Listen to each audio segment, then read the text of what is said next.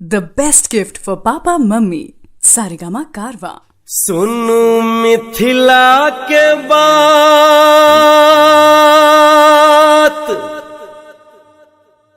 करी मिथिला के गान।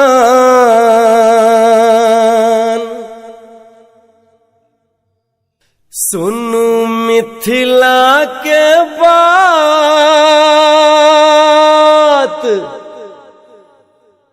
करी मिथिला के गान।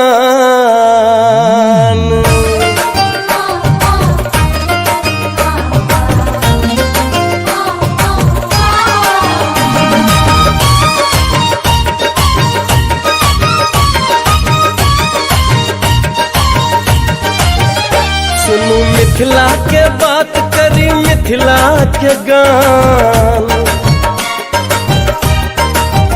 सुनु मिथिला के बात करी मिथिला के गान। एतय मंडन अयाची के काम छे, एतय एलथि महेश धरी उगना के भेष।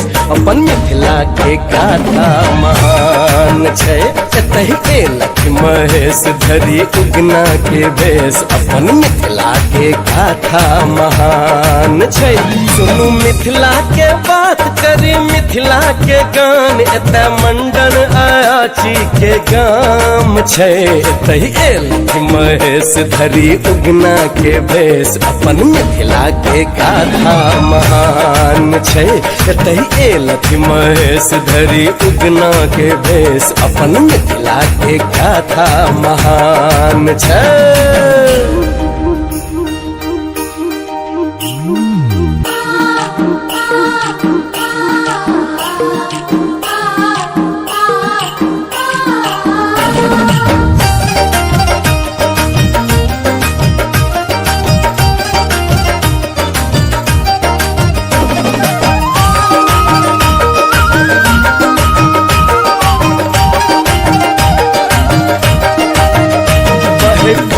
संग पछिया की झुम झुम के चले अंगना दुआरिया के झुम झुम के।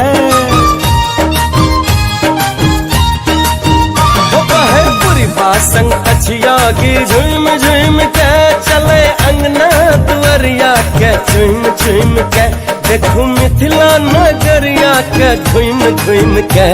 तही उपजे मखान के हम लुहरे छे धान। देखू गिरहत रे होठवा में पान छे, तही उपजे मखान के हम लुहरे छे धान। देखू गिरहत के होठवा में पान छे।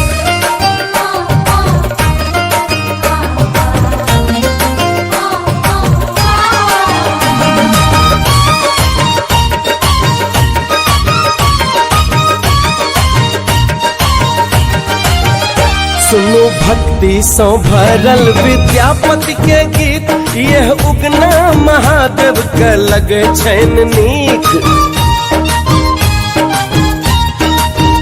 सुनो भक्ति सो भरल विद्यापति के गीत। यह उगना महादेव के लगे छैन नीक। लगे मिथिला अपन ई कैलाशक प्रतीक छियै। बिस्फी ई गाम पूछू उगना के नाम। देखू उगनहिले पीसल ही भांग छै, छियै बिस्फी ई गाम पूछू उगना के नाम। देखू उगनहिले पीसल ही भांग छै।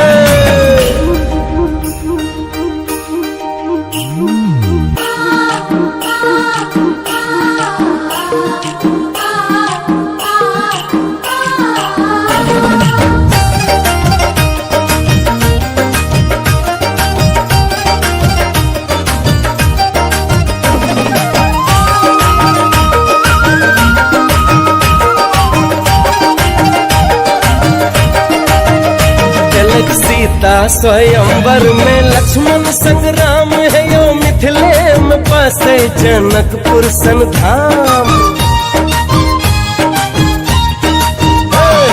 सीता स्वयंवर में लक्ष्मण संग्राम है यो। मिथिले में बसे जनकपुर सन धाम, लिया जनकक सीने ही वैदेही के नाम। जनिक पावन छै त्याग छियै मिथिला के भाग, जिनक पावन में लक्ष्मण संग्राम छै।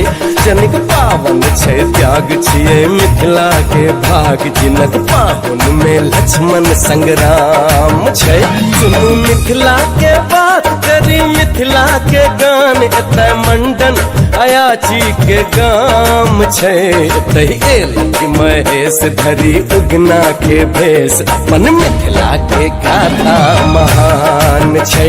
एतय एलखिन महेश धरी उगना के भेष, अपन मिथिला के गाथा महान छै।